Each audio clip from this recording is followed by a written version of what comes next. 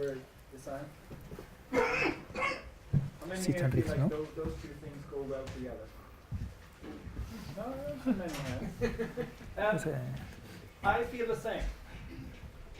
This is the problem where you have these product managers saying, well, you're agile, just make it happen.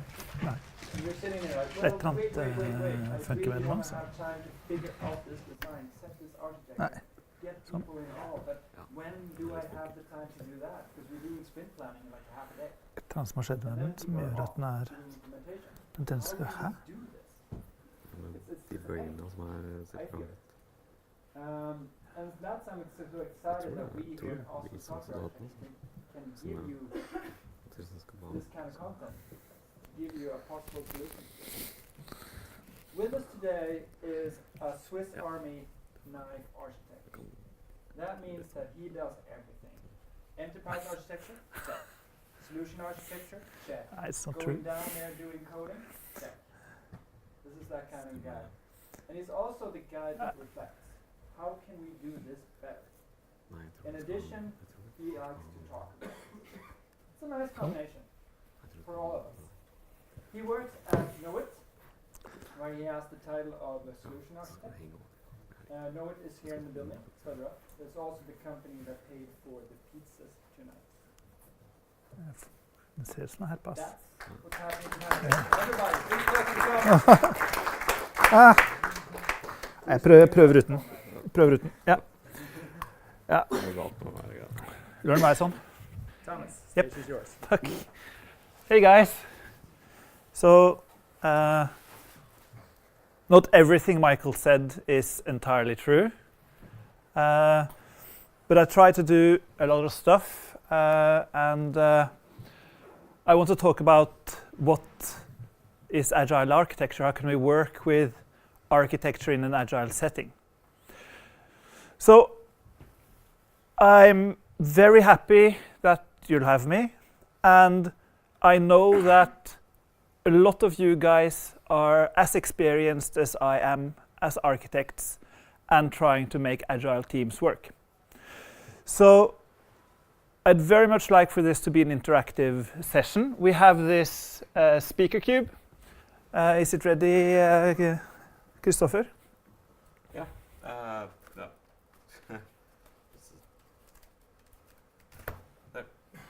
Right. Does it work? Yep. So, if anyone wants to comment or ask a question or disagrees, raise a hand, and by using the cube, we're able to get the sound into the live stream of the feed. So, I know that with different experiences comes different opinions, and there's no black and white solutions to any of this. So this is based on the experience I've had working with Agile and trying to make things work, and some of the best practices I've learned along the way. Let's see. Okay, so the introduction, or the introduction to this meetup was: have you ever wondered how to work efficiently with enterprise and software architecture in an Agile setting? And a robust framework for working with software architecture and coordinating best practices between Agile teams is an important key to avoid micromanagement and be able to build autonomous development teams in a network organization that let companies scale much more efficiently. So, how many here are skeptical to the very idea that having autonomous teams are beneficial to an organization? Okay, so everyone is enthusiastically positive. That is awesome. It does not come without challenges. Yeah. So the key assumption I have is that actually being able to build autonomous Agile teams is hugely beneficial to the scalability of an organization. By being able to delegate both responsibility, like real responsibility and mandate, and to build competent development teams being able to take full responsibility of creating the technology architecture, the solutions architecture, the application architecture of a part of the solution is hugely beneficial. But then, of course, governance is key. This does not happen by itself. So the first thing I'll talk about is how important it is to establish architecture governance to make these autonomous, self-driven development teams work, and some experience on how that can be done. So part of what is really important is to create a shared purpose and an understanding of a common direction. So this is a simplified illustration of an engineering organization with 4 product areas. And it's taken from my time being technology head of the development organization at NRK,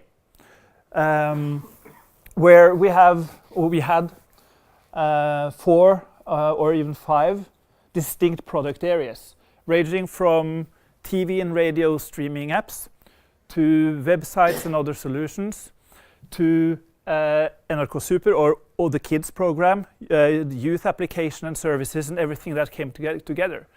So these were really distinct product areas with strong product managers and product owners, but without a central governance or coordination of the technology architecture beneath, though they would diverge and start pulling in different direction and not have the benefit of actually building a shared logical infrastructure, not focusing on a clean API-driven architecture and shared components and so on. And this was an ongoing struggle.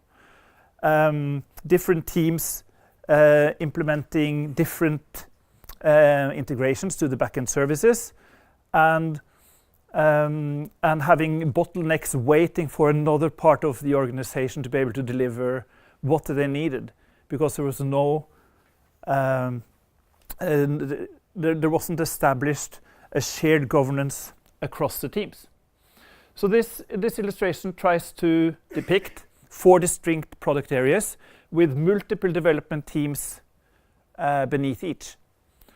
And without a shared governance, you can see that it's possible to keep cohesion within each product area. But without establishing some kind of body outside this, they would diverge and unable to align their efforts. So this is another, what's the word for that? Påstand? Claim, yes. So this is another claim, is that to make this work, working with people and having people collaborating and working together is much more important than formal procedures, architecture models, or a strict enterprise architecture regime.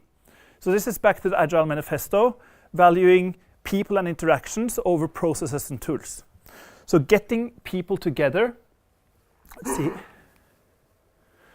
Getting people together is hugely important to make this work. So what we wanted to do is we wanted to establish an organization with architecture responsibility on each team. And the colors here depict different competency area within the cross-functional teams, within the cross-functional team. In this, the purple color depicts DevOps or operations engineers. Then you have back-end and mobile engineers, then front-end engineers, and then UX at the top with a tech lead or tech lead / architect on top.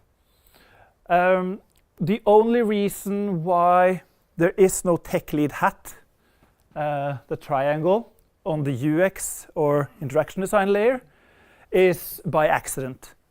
One of the core principles I've used when establishing this is that the architecture capacity is most usually found within the development competences within the team, but that is not always true. And one of my opinions is that it's very important to build on the existing strengths within the team.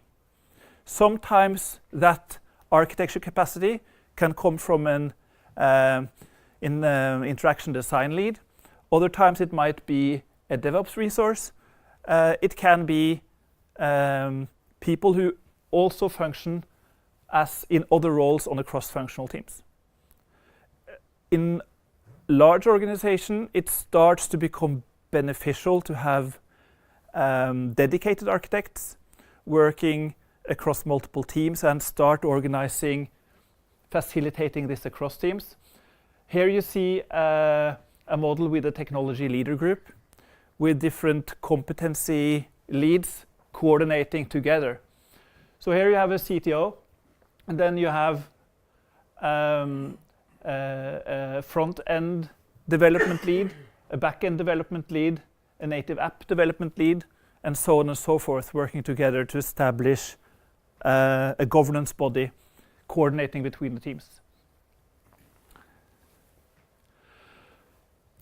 So the next step in governance is to start meeting regularly and start working together to share ideas, share knowledge, share common practice, to establish governance.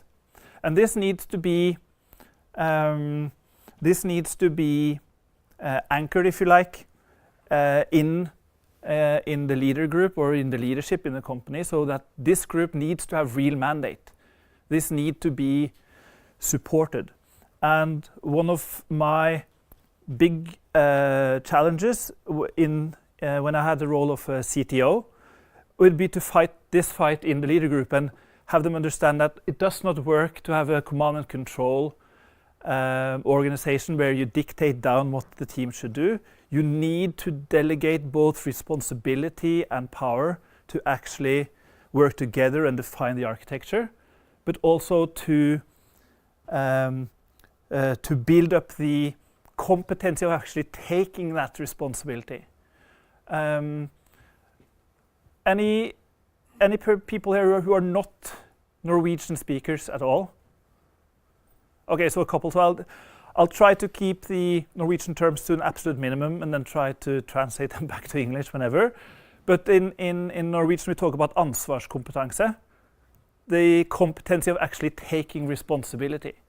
And to make this work, this model with autonomous teams, you really need, I'll go back, you really need to build this real competency of taking responsibility.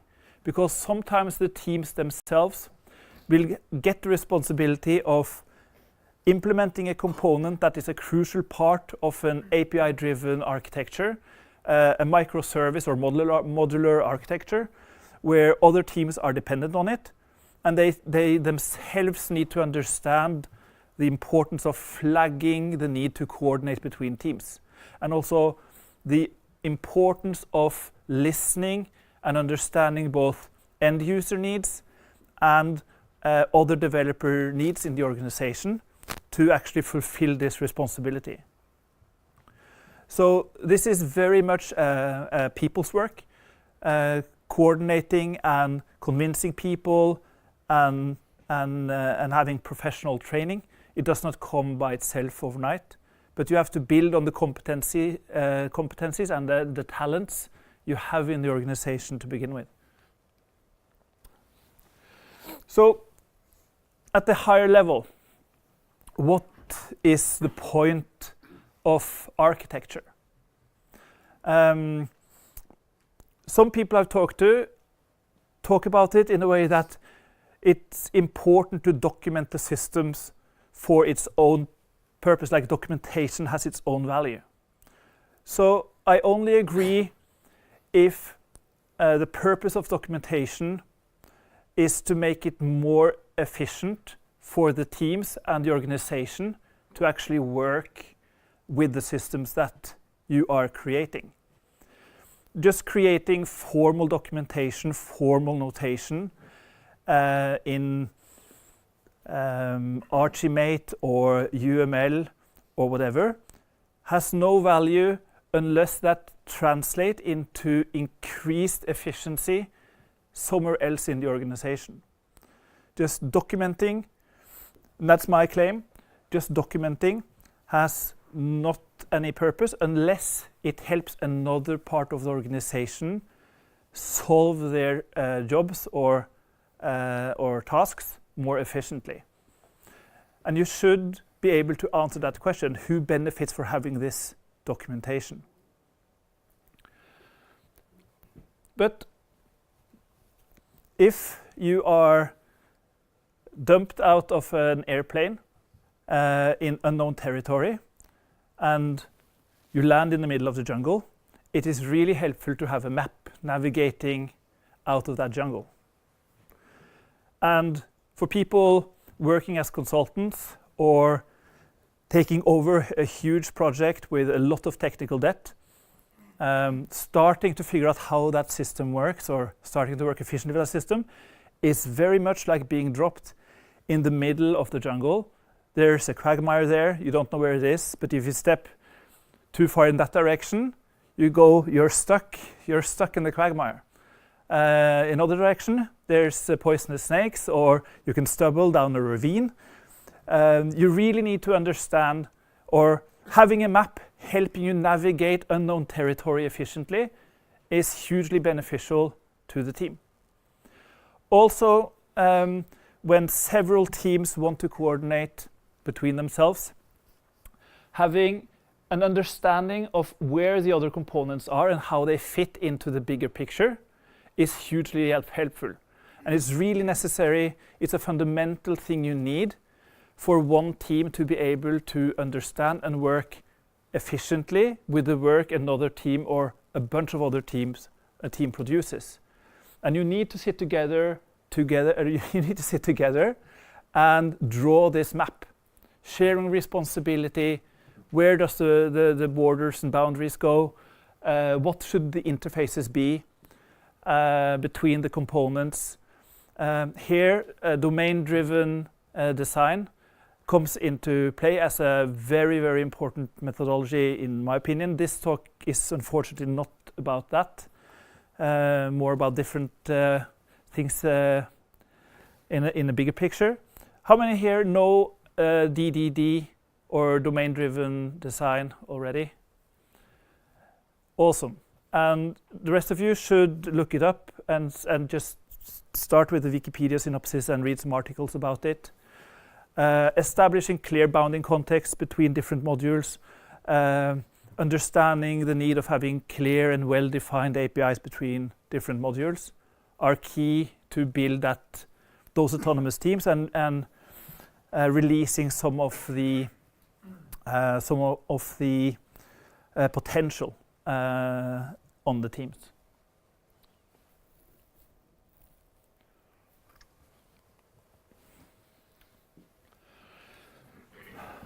So the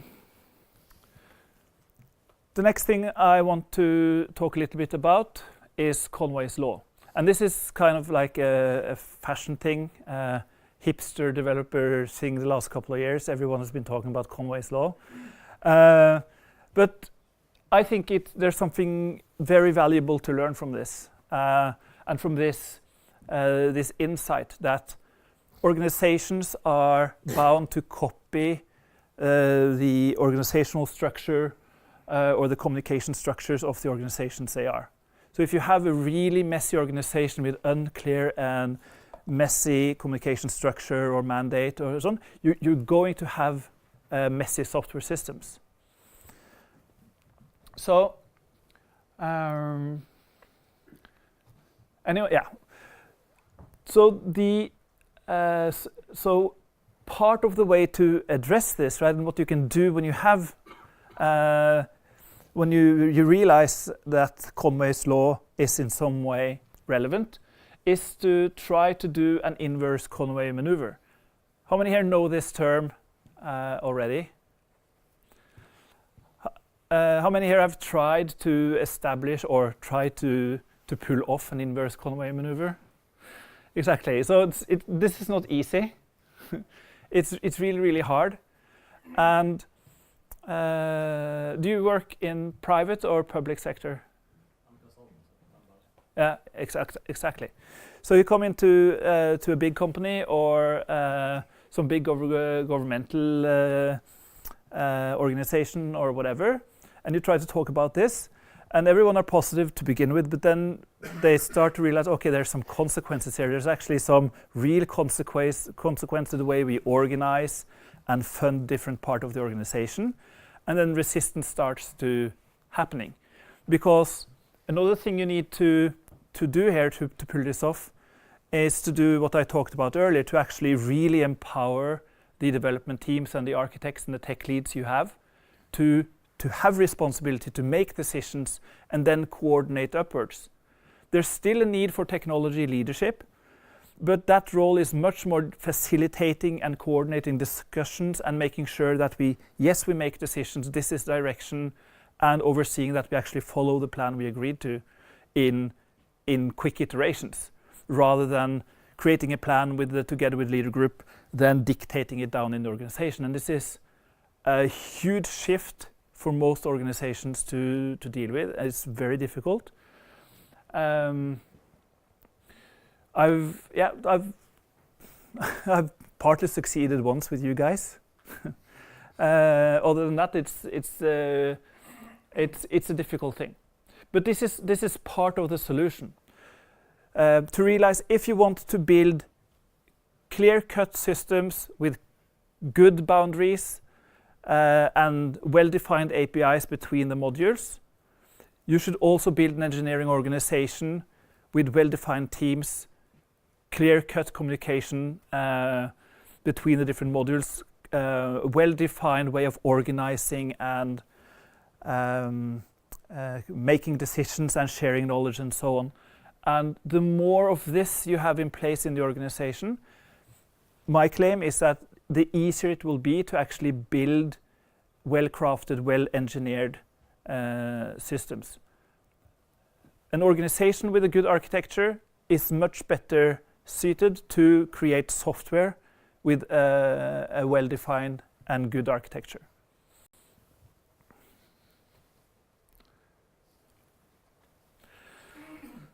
So another big goal of working efficiently with architecture and investing time in doing architecture work. And I know this is really obvious to you guys who work as architects, but in a lot of organization and with maybe naive and a bit inexperienced developers or engineering managers, actually building the case that yes, it's really necessary to invest in actually working on the architecture. It's not given. Like yes, we really need to spend time on architecture, and this is to reduce complexity. So another claim is that agile architecture is one of the main goals is about reducing the complexity of the systems you create. The lower the complexity, the easier the maintainability, and the easier it is for developers and others to understand how the system is built and how to integrate the different parts together. So I'm going to switch quickly to another presentation because I didn't have time to add it to this one. Let's see.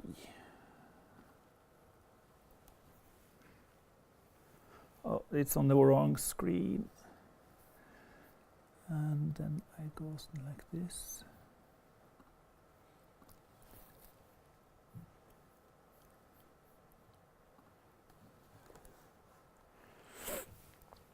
Yep. this also work? Ho ho. Awesome. So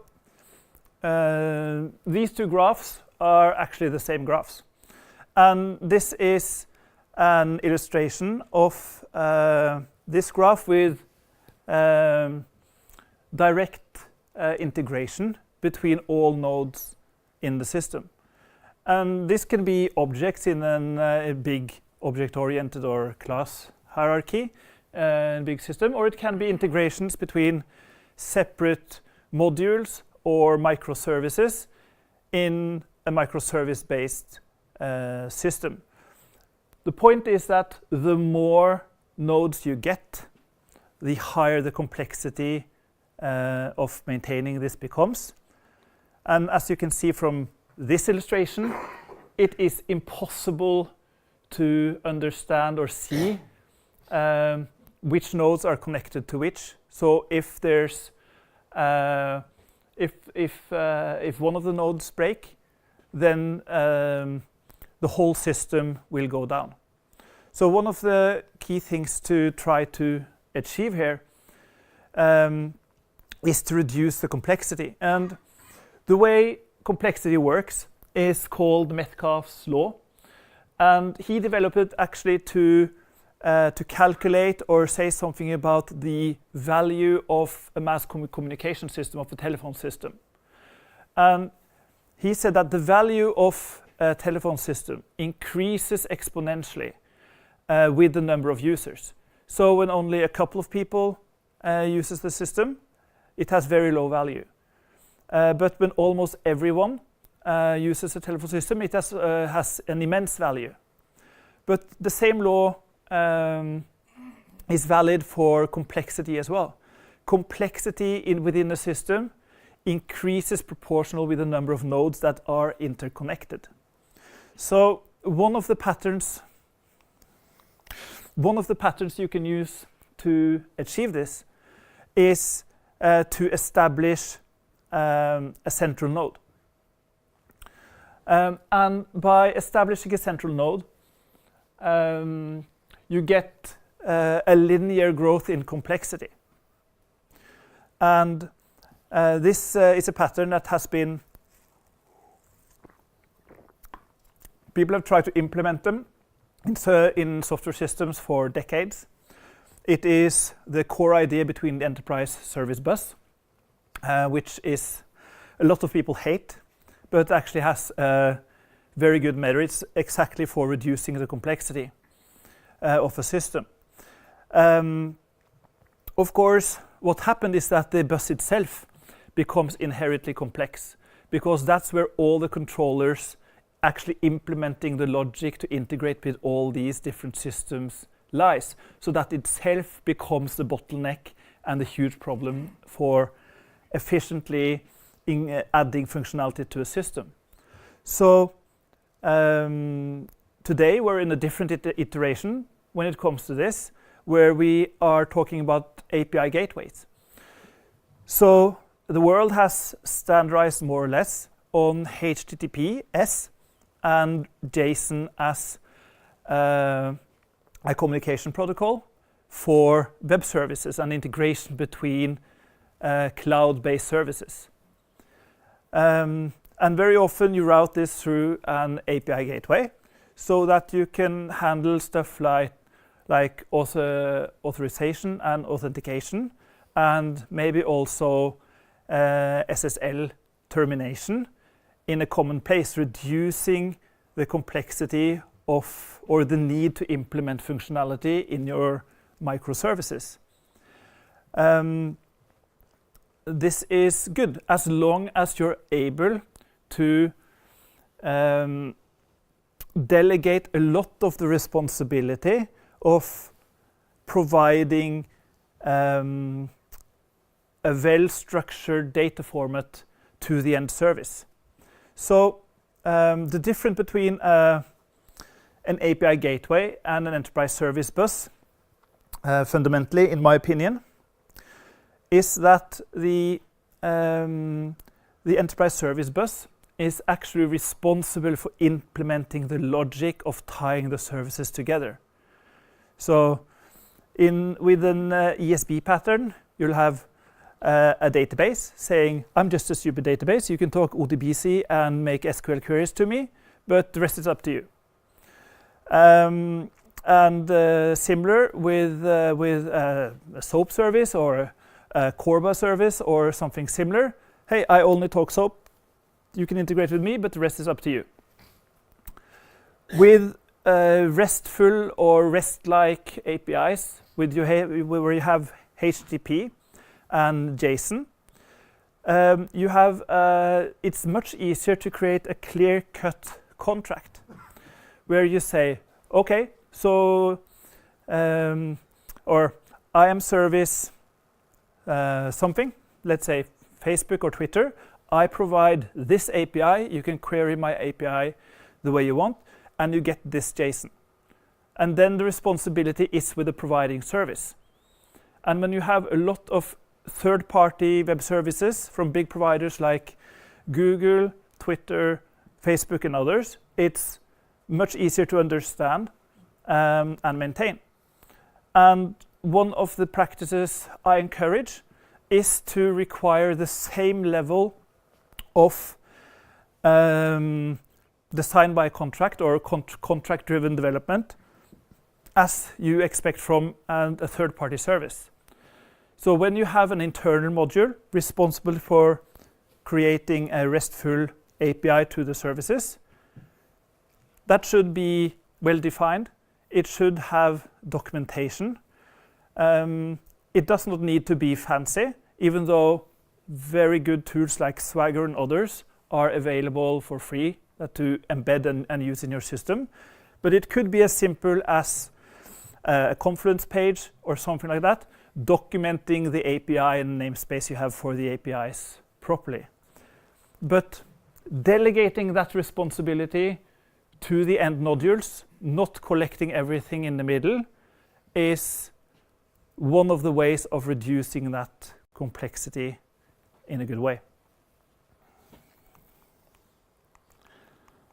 Let's see. Yeah. And the goal of this is to have a system where complexity is vastly reduced, where you have clean-cut interfaces and well-defined contracts between the nodes. The interconnection between modules and nodes are kept under control, and where it's much easier to trace the interconnectivity of your system.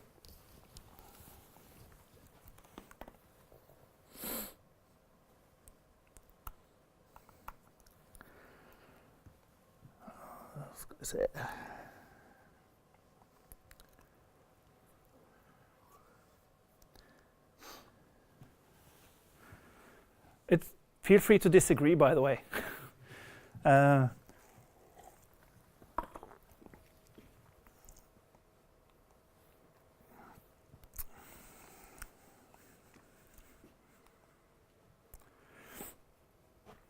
So,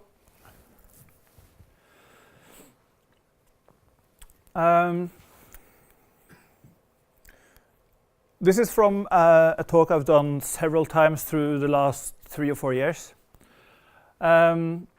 Because this then is the benefit of what could be called API-first development or API-driven development. The reason why this is important for agile architecture or succeeding having a large scalable organization with multiple autonomous teams and product areas work is because the successful implementation of a distributed architecture is so fundamental to succeeding with this.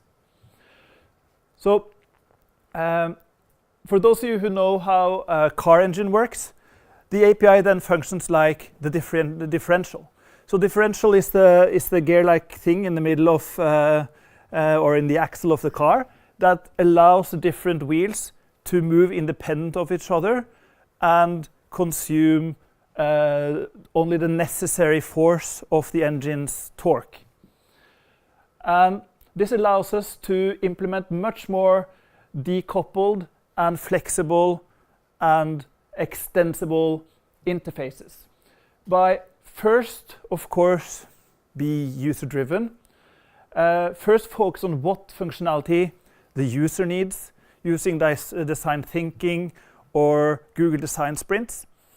The next question should be okay, let's start talking about which APIs we need to define to actually provide this user interface, to provide this functionality. Of course, this will go on pretty much concurrently. You'll talk about the components, what we need, what we have, what we need to build, but the focus should be on the APIs. Before you start finalizing the mobile interface or deciding just how the user interface should be, or before you get hung up in the limitations of the existing backend systems or database systems or stuff like that, you should talk about what kind of APIs do we need to tie it all together. And when you have that API engine, first of all, you have decoupled the potential of implementing the functionality you need from the limitations of your existing backend. Of course, you need to implement the controllers and the parts that you're missing. But the user interface is not inherently hard glued or hard welded to your backend systems anymore. You're free to innovate. And you can say, oh yeah, we need to add these components, providing these APIs to provide or create the possibility of this functionality. But you have uncoupled the hard dependency of a legacy backend system. And by being strictly API driven, it is much easier to create good flexible interfaces for different devices much more efficiently. When everyone relies on the same APIs in the backend, it's much easier to implement really nice mobile interfaces within weeks, tablet interfaces, desktop interfaces, interfaces for big screen, and whatever device you need. And if there's one thing we know, is that every couple of years new devices come. Now it's home assistants you can talk to, like Alexa or Siri or Google Home. It is chatbots. It is AI or machine learning driven interfaces that require APIs to integrate with to get data streams out. It's all of these benefits, and also having this clear-cut API strategy is crucial to actually build that real autonomy, is that right? To build that autonomy in your teams.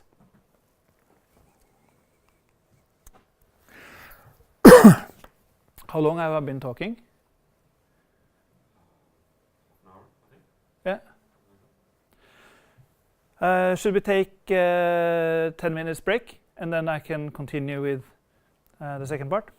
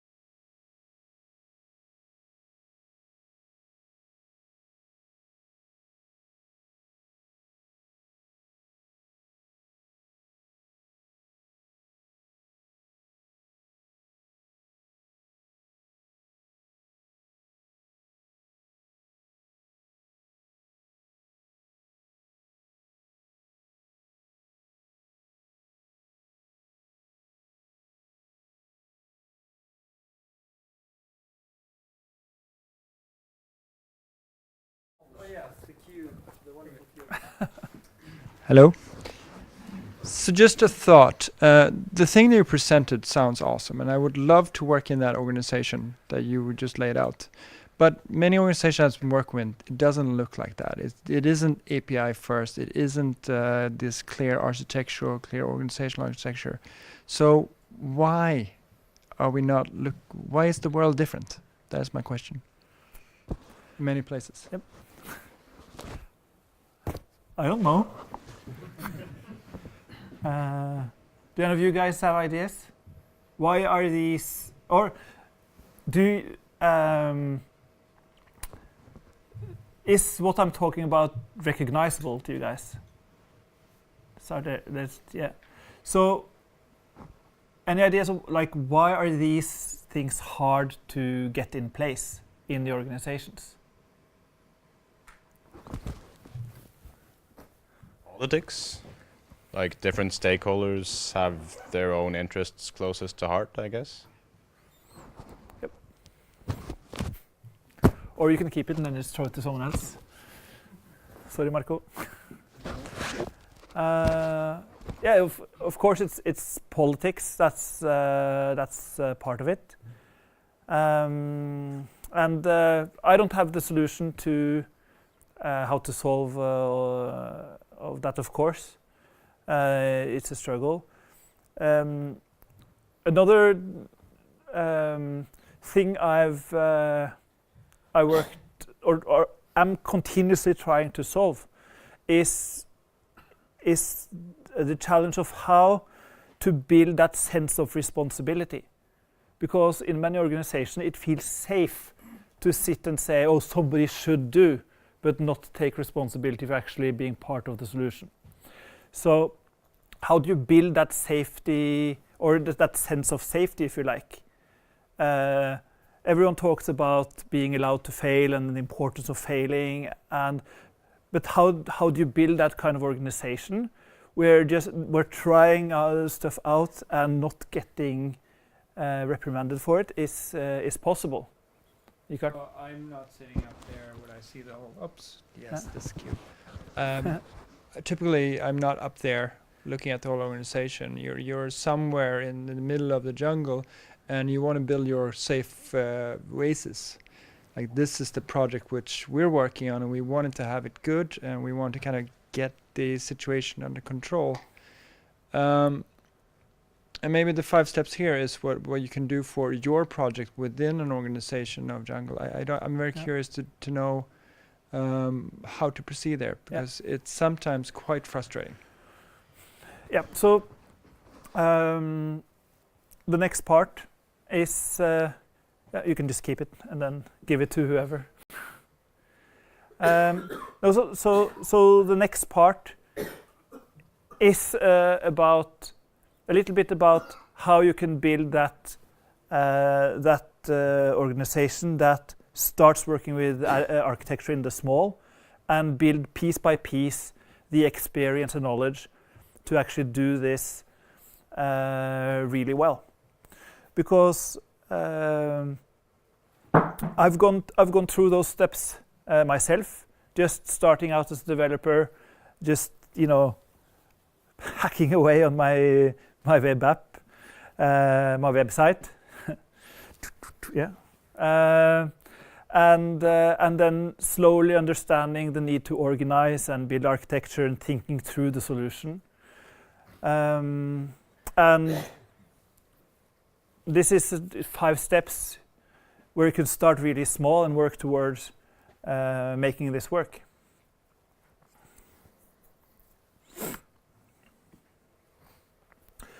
So when you start out with a team or a group of team, and remember, you have to start small. It's just establish the practice of discussing a solution on the whiteboard. A lot of teams don't do this. You might use Scrum, you might have sprint planning, you might try to invite the stakeholders in and discuss the backlog and agree. And then you prioritize and maybe you do planning poker, but you don't stop and just think the solution through. Draw it on the whiteboard. What are the components of the solution? How is it Does it tie together? You go back in and the individual developer starts implementing user stories without a clear understanding of the bigger picture and the plan. So if that's the case, and this has been the case for many projects I worked on, is to just understand that you need to stop and think, we need to have a plan. It does not need to be the big waterfall plan, but it needs to be the stop, we're just starting a new module, a new component, a new functionality, and we don't know how this fits into the bigger picture. We need to stop and draw the lines and see how this fits into the rest of the stuff we're building. So you start to have this 5 minutes, 20 minutes brainstorming on the whiteboard, where you draw boxes and arrows and you wipe it out and start over, and you discuss how does this solution fit into the bigger picture? How is it going to talk to the database? What kind of database does it need? Does it need new data? Should that be migrated or built into the existing database, or should you have a separate database? What kind of APIs do you need on top of that? How does that fit into the application framework, and how you make the rest of the stuff fit together? Take time to discuss all those things, and actually really, really important, take pictures of the whiteboard and store them.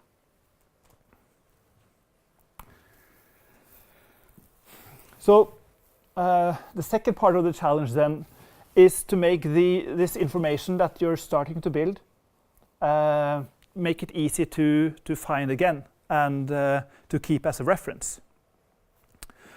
So actually giving the pictures and images and documents descriptive names is really, really important, because you have to be able to pick them back up and use them for reference.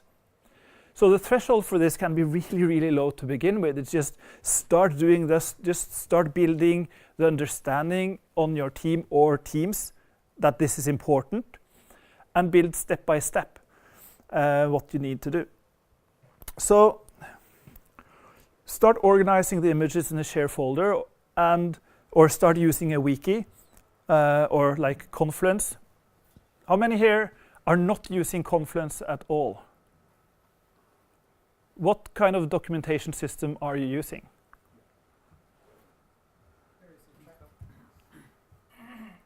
I didn't hear it. Something called track. Track? Is it good? No. But the important thing is not what kind of system you use. It can be Google Drive, it can be shared folders, it can be Track, it can be an historical Trello board, or something similar. The important thing is to organize things and store them, and then slowly but surely working on keeping that folder up to date, so that when you revise an architecture or solution as you build it, you update the pictures or documentations or illustrations with what you're actually building. Yeah. I sometimes find it difficult to get buy-in from the customer or from the project manager to actually take the time to keep documentation up to date, to keep it organized as the project develops. Yep. How do we solve that? I have several answers to that. Some are silly and like not serious, and others are serious. Don't always tell the manager is something not.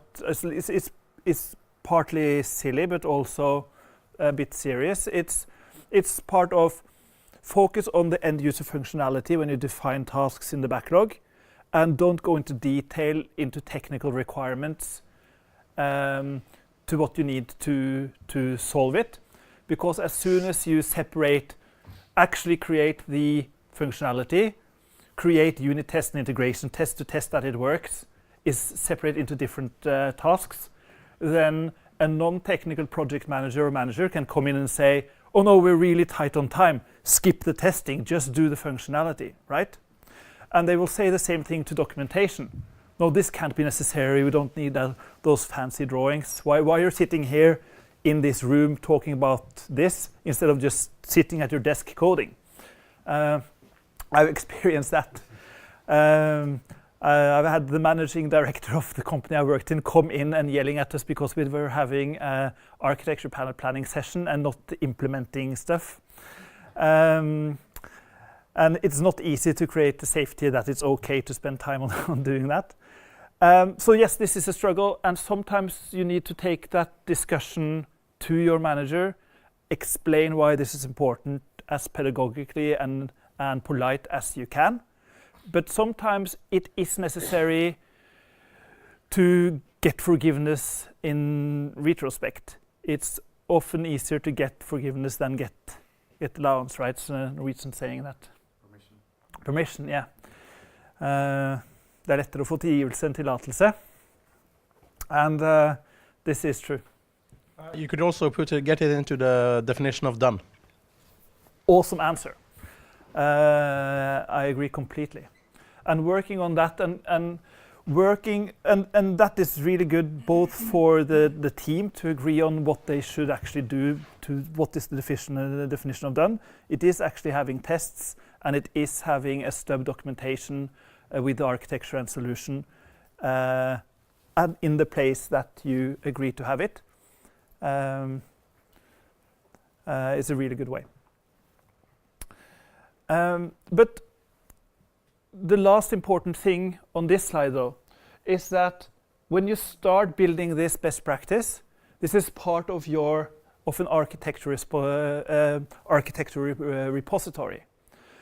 And that is a really important asset to build as to gain like what company maturity or corporation maturity levels, like being able to continuously learn in an organization is really important.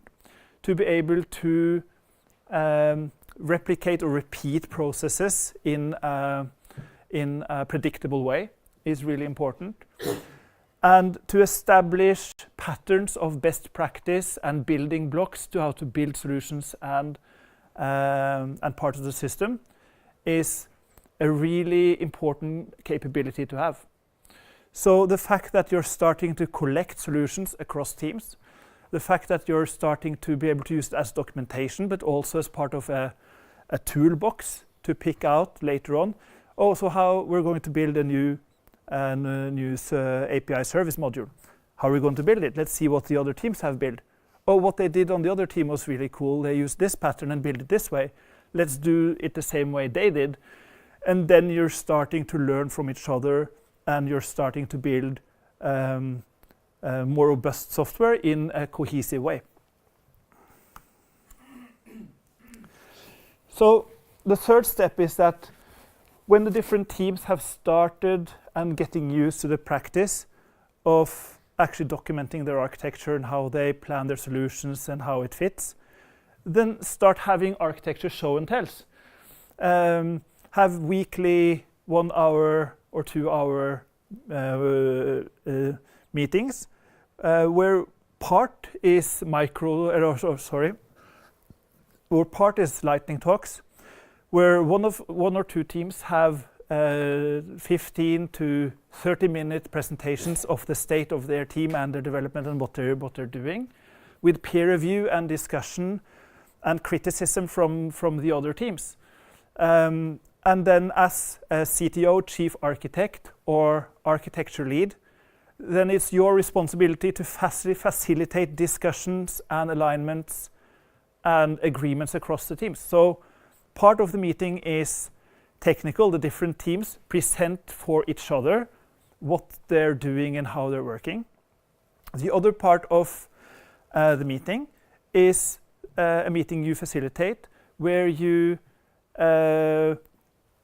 agree on best practices, how to align this across teams, which team should build a shared functionality all the teams needed. So all the teams need login and authentication functionality. We need a module that lets us authenticate with OAuth and integrate with our LDAP or or AD or just user database and provide that to the other team. So which team should take that responsibility? And you have these discussions of aligning the overarching architecture. So this is a crucial group to start establishing the architecture governance within the organization. This can start really informal, really lightweight. It's just fun having the teams discuss their solutions and architecture with each other.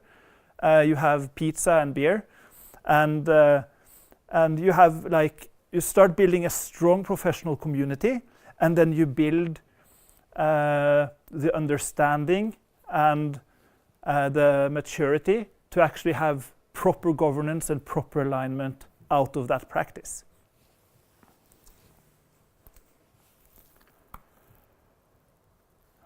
So when you started using this and the teams have gotten used to presenting the architecture to each other and discussing it, it's a good time to start introducing better and more expressive diagramming techniques. Sometimes this goes works out by itself, that you'll have enthusiasts that start use Lucidchart or start using other VCO or other diagramming tools, and you'll see that very quickly the teams will stop drawing on whiteboards and actually start preparing proper presentations of their architecture. But it's really important to allow for practice and a low threshold for contributing. But one of the goals I try to aim for in this phase is to have this expectation that each team that presents should try to do it a little better than the previous team that present. And in a previous job, we agreed to the aim that one of the goals of doing the architecture presentations were also that at any point of time, any manager or executive, and this was a British-American company, so at any point in time, an executive should be able to come up to us and ask us for a presentation, and we should have a top-notch presentation ready. We should always be able to give the 10 or 15-minute pitch on what we were doing, what the point of our architecture was, and how that fit into the bigger picture. This is also a very good jumping board to build a professional community in your company that are able and willing to go out and do presentations at meetups and conferences, and build the confidence of doing this internally. By practicing doing lightning talks and presentations for each other, it becomes easier and easier to be part of that professional community that goes out and shares knowledge, and that helps your company build a name for itself. And that makes it also easier and easier to attract better candidates for recruitment, because then you become attractive in other people's eyes. And it's very, very easy to build that understanding and that enthusiasm within the engineering group. There's, in my experience, there's always a couple of people who grab this opportunity and start doing really good presentations. And if you get that positive effect going, then you can build a really good positive engineering culture out of these practices. So the effect is, or the goal is, not only to build this architecture group with a big important job function to do, but it's also to build this fun, competency-driven organization where people actually are having a good time while doing it.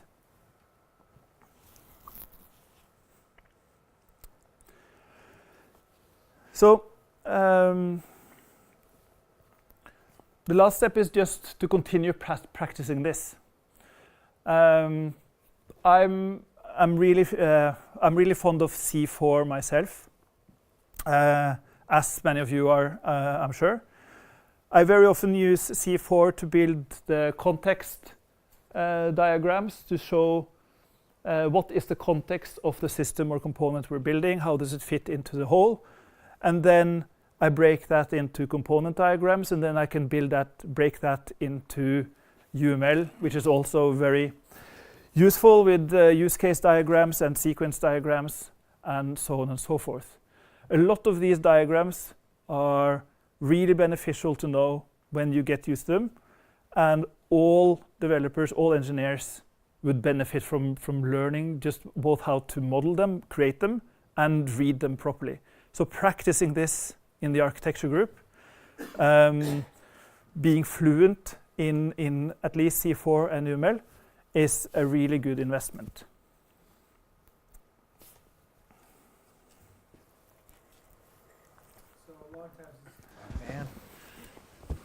Long time since I worked with UML. What tools would you recommend? Any tool. I like Draw.io because it's online and it has a really expressive set of templates. How many here know Draw.io? Exactly. And then, but Lucidchart, Draw.io, some of the online tools, because like the disruptive capabilities of having online shared diagrams, real simple collaborative workflows where different people can work on the diagram at the same time, outweighs the lack of more advanced features. And yeah. I believe it's some simple stuff in Giphy in conference. Yeah. You can use Yeah. Please. Guy behind there. Please. All right. So yeah. No, I agree. And my key or my strongest opinion about this is that the tools you use should not be that important. If anything, I would recommend against using like an enterprise architecture toolkit, like Enterprise Architect from Sparks, or something that is really tied in with Archimate or something like that. Those techniques and those notations can be really, really good to use in an organization that is mature with enterprise architecture, and you have a strong enterprise architect group that work with that. But the benefits you get does not outweigh the cost of that added complexity if anyone has worked with them.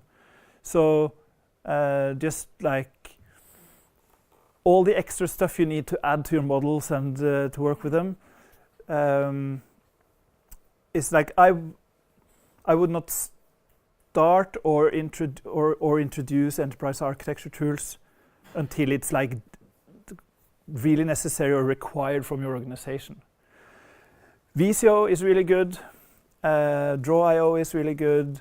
Lucidchart, Glyphy, and then all PowerPoint is just using PowerPoint is also good. And then there's a whole bunch of tools that I don't know, which are tailored towards UML or BPMN that people might have really positive experiences with. But yeah, keep it as simple as possible for as long as possible. Any experience with RDoc? No, not directly.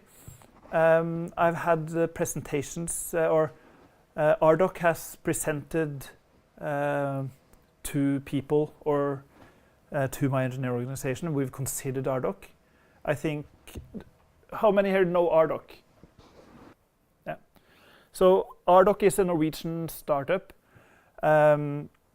working on automatically generating as complete diagrams and illustrations that you can from source code or from like raw or not necessarily source code files per se, but from documentation.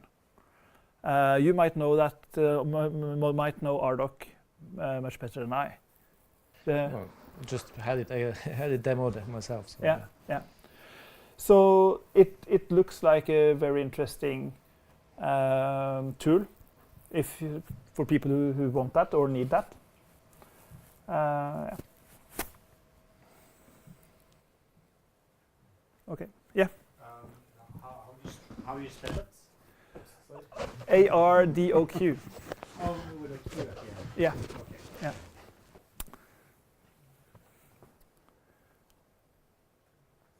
Oh, yeah, and one last note on diagramming. I would stay away from bothering with class diagrams or actually modeling your actual code, because that's the layer where my personal opinion is that that's where your source code should be as self-documenting as possible. So keep it at the component and context layer. Let's assume that they want to get the concepts first. Yep. And if they're many-to-many, like ER, very high-level ER, Yep. not the database, the concepts. Yep. I think then UML diagrams without any methods or any, maybe the primary key or business key and stuff like that. Yeah. Only. Yeah. I think that's a class diagram are useful for that. I agree. And I very often use just boxes with arrows, descriptive text, and pretty colors. I find that pretty colors are really important. Actually, it's like a palette like this, maybe. So, yeah. Pastels broken into earth tones. But you make a legend so everybody understands what you mean by your colors. Yeah. Okay. Yes, and another thing I try to use is I try to use colors consistently, so the same color means the same thing. And then in enterprise architecture and TOGAF, or in Archimate, you have color symbols like yellow is for the business layer, blue is for the application layer, green is for the technology layer, and so on.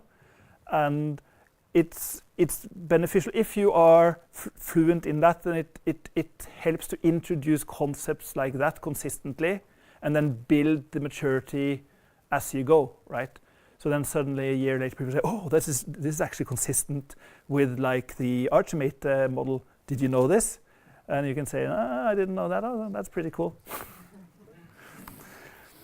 Yeah. So I've already talked about governance, but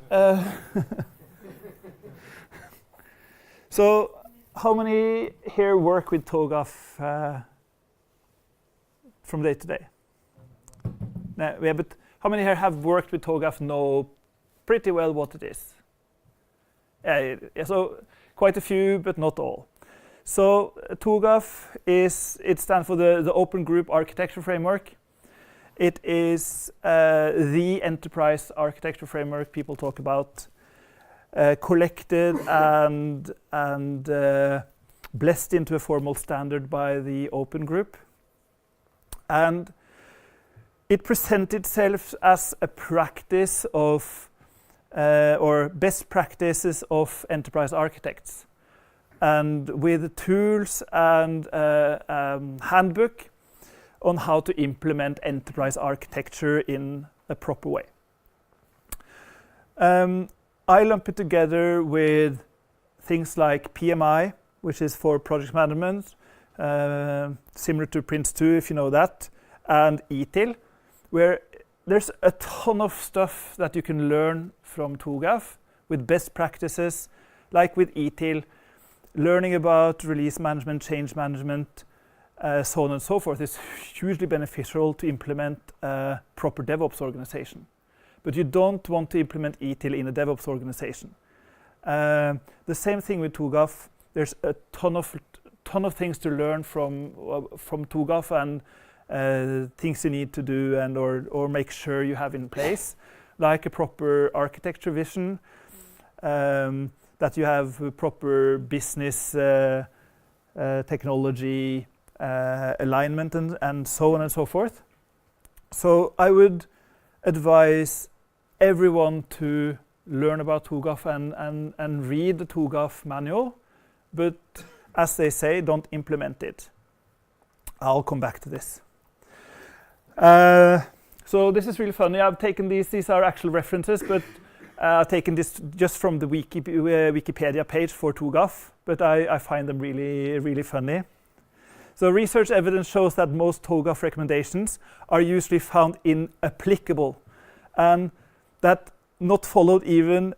they are not followed even in the organizations included in the list of TOGAF users provided by the Open Group.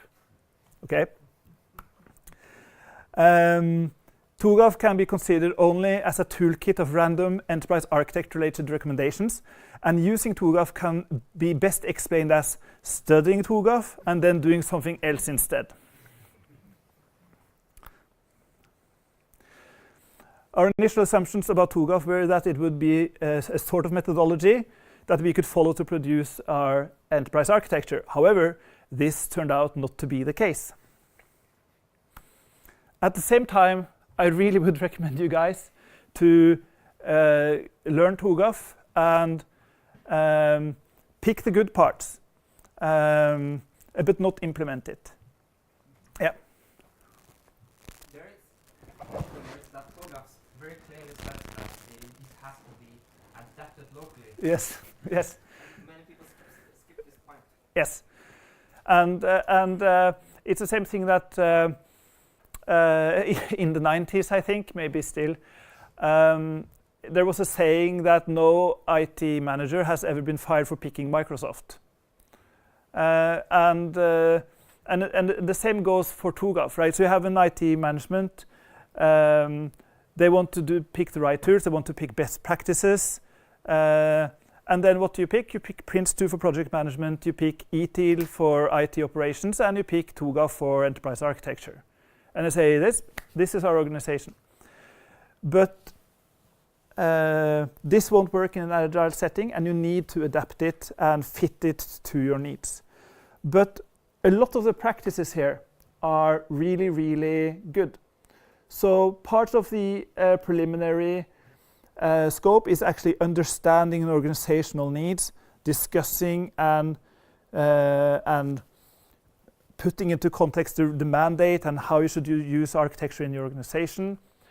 Then you should establish an architecture vision, which is like, what's the point of our architecture? What is the problems we're trying to solve? What we're going to do about it? And all of this is really, really good things to do.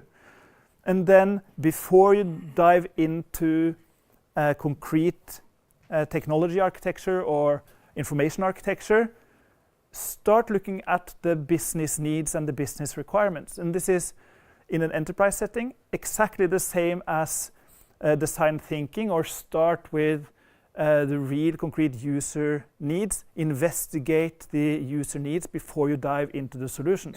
So investigate and understand the business needs of the organization that you try to establish architecture governance or cohesive governance in before you dive into the technology.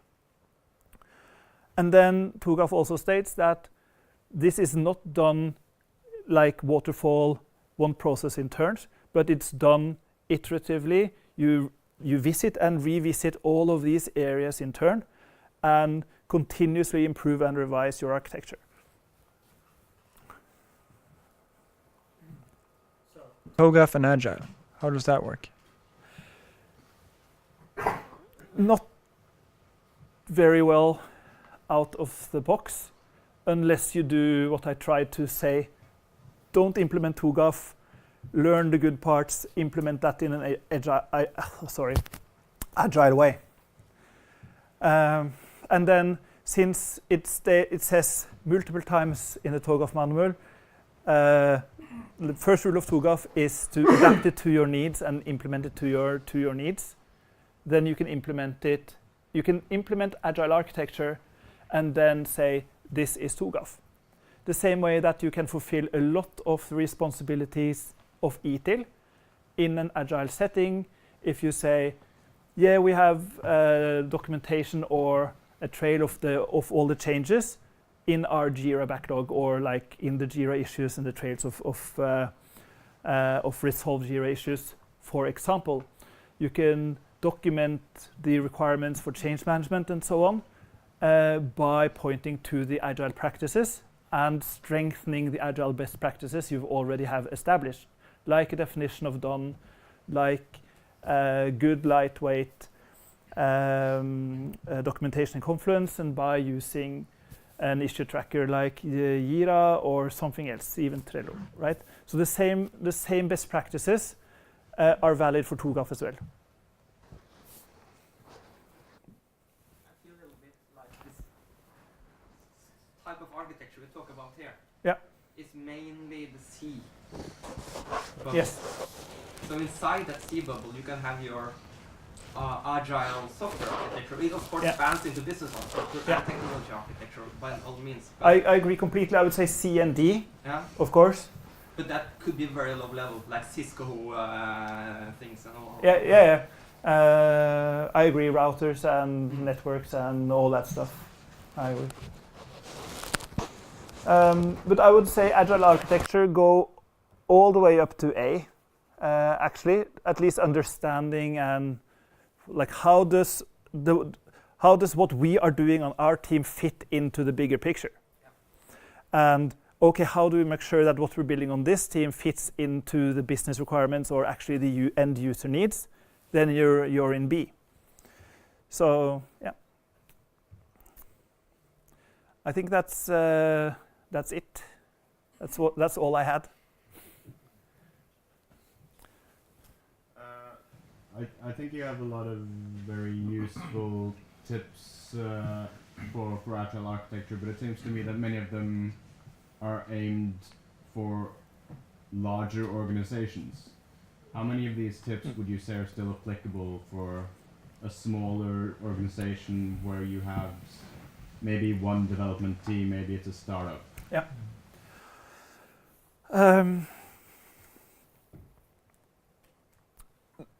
I would say cut away everything that you don't think you need and introduce them when you need it.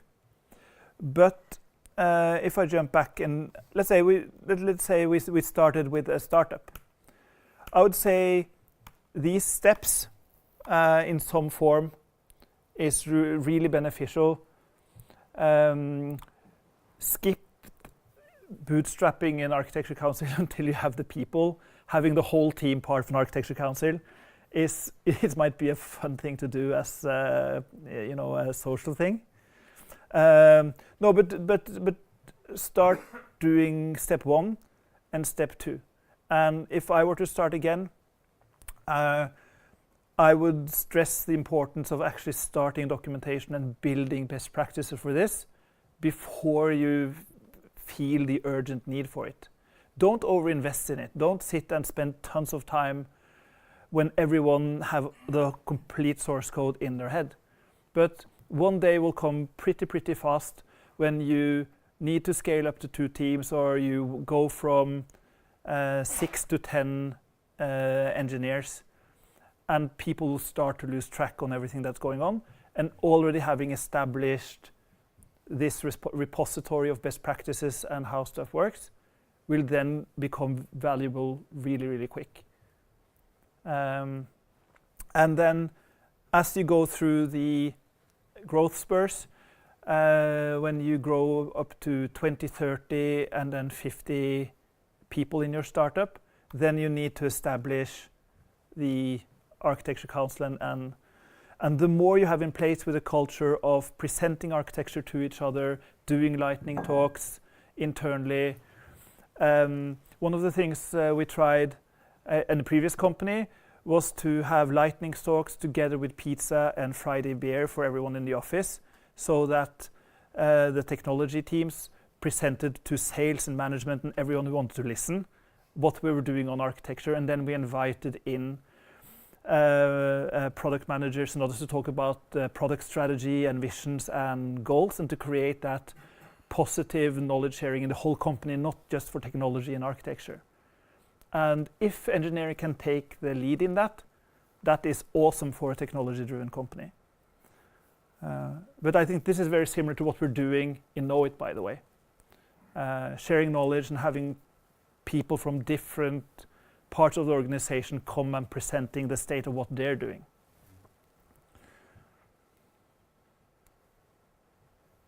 Yep. Thank you.